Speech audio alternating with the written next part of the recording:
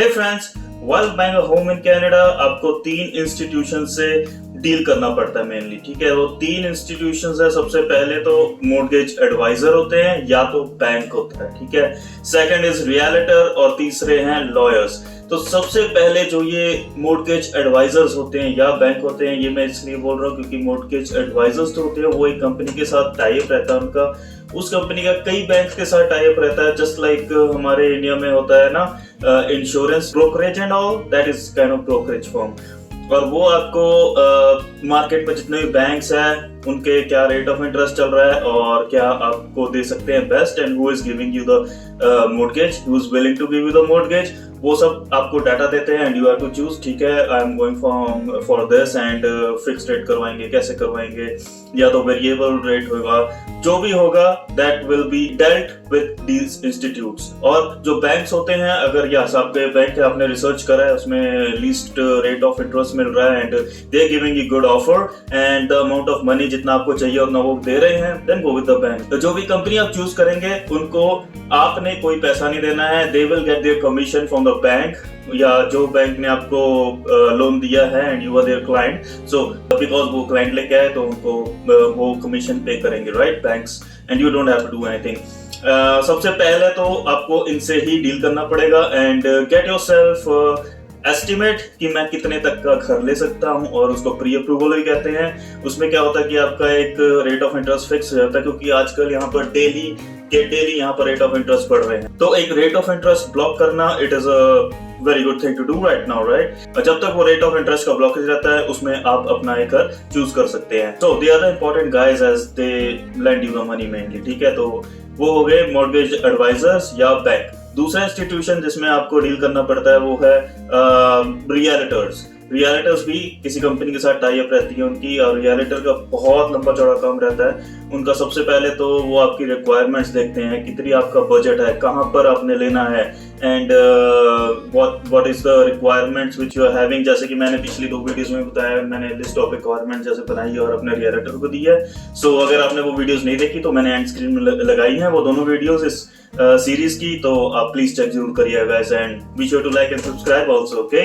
And realtors का काम ये रहता है आगे कि वो आपको लिस्टिंग्स भेजते हैं आपकी रिक्वायरमेंट्स के हिसाब से, और बुकिंग करवाते हैं आपकी व्यूइंग के लिए, घर की व्यूइंग के लिए। और यहाँ पर एक चीज मैं बता दूंगा, आप खरीदने वाले हैं और सेलर जो है वो आपस में कभी मिलते नहीं है ऐसे। यहाँ पर Realtors are the bridge between you two guys, okay?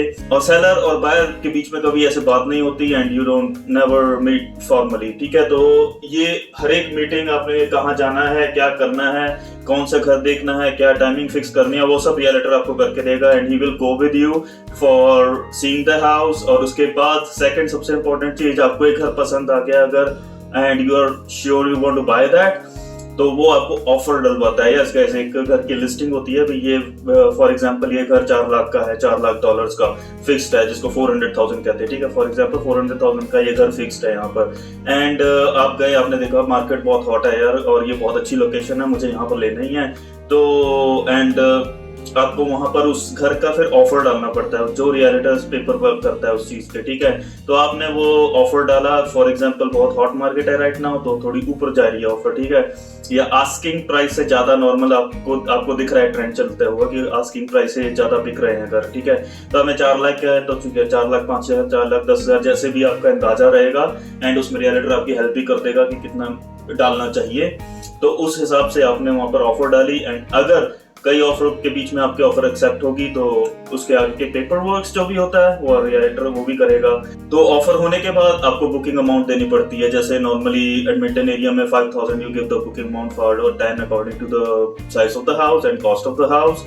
तो 5 या 10,000 आपने जो बुकिंग अमाउंट दी है वो होल्ड रहती है मोर्टगेज कंपनी के पास ही, उनके ही नाम का ड्राफ्ट देते हैं। एंड उसके बाद जब आपने डाउन पेमेंट देनी है, अगर आपका सारा काम हो गया, मोर्टगेज अप्रूवल होगी, फाइनल अप्रूवल, तो वो जो अमाउंट रहती है वो आपके डाउन पेमेंट में ऐड होके आप दे देते हैं। ठीक है, या वो अमाउंट आपके घर के ही लिए बाकी चीजों के लिए भी यूज हो सकती है। सेकंड चीज, आपको कुछ भी चीज डॉक्यूमेंटेशन करनी है, फॉर एग्जांपल एक्सटेंशन लेनी है जी पोजेशन डेट की, और भी इंस्पेक्शन करवानी है घर की, या तो आपने जो भी करना है वो सारा थ्रू रियलिटर ही होगा। आपको बुकिंग करनी है जाने के लिए, कुछ भी करना है वो आपको रियल्टर को फोन करना पड़ेगा, ठीक है। तो that is the realtor for actually. और रियल्टर्स को भी जो पेमेंट मिलती है वो मिलती है घर बिकने के बाद, जब आपका सारा काम हो जाता है तो वो भी कमीशन बेस्ड होती है, आपके पॉकेट में से ऑन द स्पॉट कुछ नहीं एक्स्ट्रा जाएगा, ठीक है। वो सब हाउसिंग कॉस्ट के अंदर ही कमीशन वगैरह रहती हैं इनकी, and that is a fixed amount, like सारे लेते हैं ये चीज, ओके। एंड तीसरी जो सबसे इम्पोर्टेंट है वो है आपका लॉयर। घर आपको पसंद आ गया, आपकी ऑफर सिलेक्ट हो गई, एवरीथिंग इज डन, मॉर्गेज की अप्रूवल होगी, तो उसके बाद सारा काम होने के बाद आपको लॉयर एक करना पड़ेगा। लॉयर्स की फॉर्म होती हैं, लॉयर आपके सारे पेपर देखेगा, वो देखेगा ऑथेंटिक है कि नहीं एंड इन सीक्वेंस है कि नहीं। उसके बाद वो इंश्योर करेगा कि जो प्रॉपर्टी आप बाय कर रहे हैं उस पर कोई क्लेम्स ना हो। और तीसरा वो ये देखेगा कि प्रॉपर्टी टैक्स वगैरह सब कुछ टाइमली हो चुका है। चौथा वो आपके मॉर्गेज के पेपर्स वगैरह ये सब रेडी करेगा एंड ट्रांजैक्शंस के प्रिपेयर करेगा, क्लोज करेगा ट्रांजैक्शन को, और चाबी आपको हैंड ओवर लॉयर्स के थ्रू ही मिलेगी, ठीक है। तो ये सारे बंदे वेरी इंपॉर्टेंट रहते हैं किसी भी घर के परचेज के लिए कनाडा में। और एक छोटी सी और चीज रहती है गाइस कि यहाँ पर मिडल में जब आपका घर पसंद आ गया, आपको आपने ऑफर भी डाल दी, ऑफर के बाद लास्ट नेगोशिएशन आपकी रह जाती है घर की इंस्पेक्शन के बाद। आपका घर इंस्पेक्ट होता है, ठीक है, एक इंस्पेक्टर आएगा लाइसेंस्ड, वो आपका घर की एक एक चीज, इवन इलेक्ट्रॉनिक्स, स्ट्रक्चरल, सब कुछ देखेगा और वो आपको एक रिपोर्ट बना के देगा एंड वो ये बताएगा कि इसमें ये डिफेक्ट था, और आपको सारे पॉइंट्स बता देगा जो भी डिफेक्ट्स हैं, या अगर अच्छा है तो yes he will tell you that also. तो आप उस रिपोर्ट के बेसिस पे आगे some more if you want वो नेगोशिएशन होती है, और वो भी डायरेक्टर के थ्रू ही होती है, ठीक है गाइस। तो ये 3 सबसे मेन कंपनीज हैं जिससे कि आपको डील करना पड़ता है कनाडा में घर लेने से पहले। तो आई गेस सो कि आपको पता लगा होगा यहाँ पर सिस्टम कर लेने का, एंड वेरी इजी होता है, बहुत स्मूथ चलता है यहाँ पर सिस्टम। ऐसी कोई बात नहीं रहती कि आपको बहुत ज्यादा दिक्कतें आती है। लाइक मॉर्गेज ऑल्सो मैंने भी एडवाइजर करा हुआ है and he is a very nice guy, and चीजें बहुत स्मूथ चल रही हैं अभी तक। एंड मुझे 1-2 घर पसंद भी आए हैं जिनमें मैंने ऑफर डाली है, and I will like you update guys आगे कैसे कैसे मेरे पूरे घर पोजेशन होने तक मैं एक एक पूरी वीडियो बना के आपको बताता रहूंगा। And be there with me in my journey, and thank you guys, bye bye for now.